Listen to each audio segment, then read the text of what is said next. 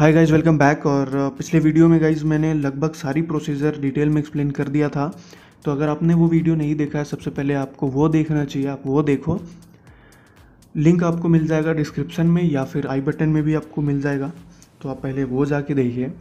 तो guys second part बनाने का रीज़न यही था कि आपको मैं दिखा सकूं रियल टाइम में कि मैं किस तरीके से बना रहा हूं, और थोड़ी कुछ और बातें हैं जो मैं आपको बता सकूं, क्योंकि ऑलरेडी पिछला वीडियो बहुत लंबी हो गई थी डिटेल में एक्सप्लेन करने की वजह से। तो ये वीडियो में ज़्यादा कुछ समझाने के लिए नहीं है, आप देखोगे किस तरीके से आगे मैं ड्रॉ कर रहा हूँ, ठीक है। तो इससे आप बहुत कुछ सीखोगे देख के ही कि किस तरीके से मैं ड्रॉ कर रहा हूँ और कहाँ कहाँ और क्या क्या चीज़ें करनी है। तो गाइज स्टार्ट करते हैं वीडियो। तो गाइज बाकी पोर्शन को मैं शेड करता हूँ, लेयरिंग देता हूँ, और वापस से वही प्रोसीजर है कि आपको बहुत ही लाइटली वहाँ पे शेड करना है। और टेक्सचर देख लेना रेफरेंस में कि किस तरीके से वहाँ पे लाइनिंग आपको देनी है, बहुत छोटे छोटे लाइनिंग देनी है टेक्सचर के लिए। तो आप वो रेफरेंस में देख लेना। रेफरेंस का लिंक आपको डिस्क्रिप्शन में मिल जाएगा, वहाँ से डाउनलोड करके आप और भी अच्छे तरीके से आप देखो कि क्या क्या चीज़ें वहाँ पे हैं, किस तरीके का टेक्सचर है। आप वहाँ पे देखोगे तो और भी अच्छे तरीके से समझ में आएगा।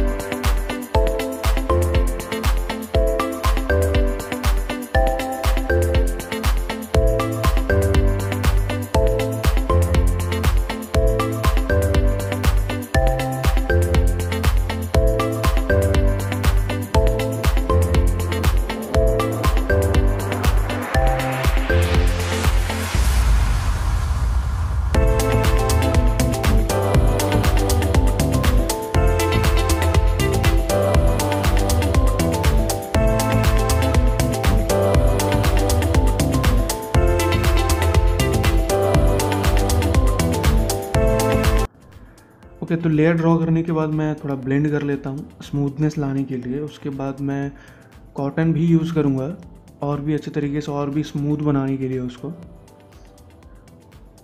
और आपको सर्कुलर मोशन रखना है, उससे होता क्या है कि आपकी जो ब्लेंडिंग होती है वो बहुत ही अच्छे तरीके से मिक्स हो जाती है। तो कोशिश करो कि आप सर्कुलर मोशन में उसको ब्लेंड करो।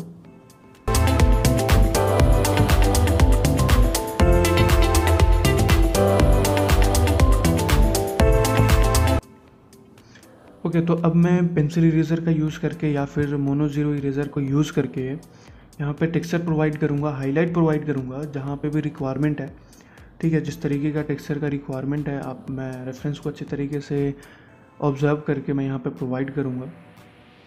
तो आपको भी इसी तरीके से प्रोवाइड करनी है। अगर आप Tombow mono zero eraser use कर रहे हो तो उसमें ध्यान रखना कि आपको वहाँ पे भी लाइटली ही इरेज़ करना है, क्योंकि अगर आप उसमें थोड़ा सा ज़्यादा प्रेशर देते हो तो वो कंप्लीट पूरा इरेज कर देगा।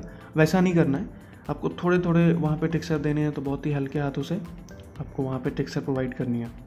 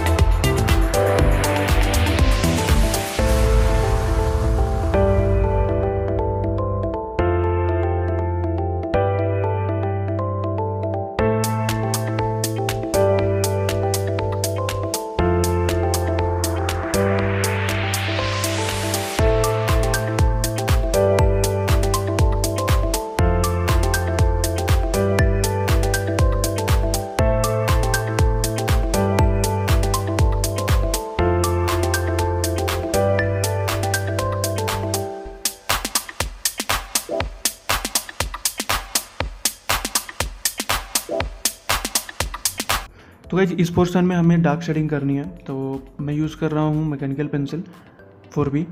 आप 2B या फिर 4B यूज़ कर सकते हो, जो आपके पास जो भी पेंसिल है, ड्राइंग पेंसिल है, आप उसको मेक श्योर करना कि शार्प कर लेना, उसके बाद ही आपको यहाँ पे यूज़ करना है। तो देखो कि किस तरीके से मैं बना रहा हूँ।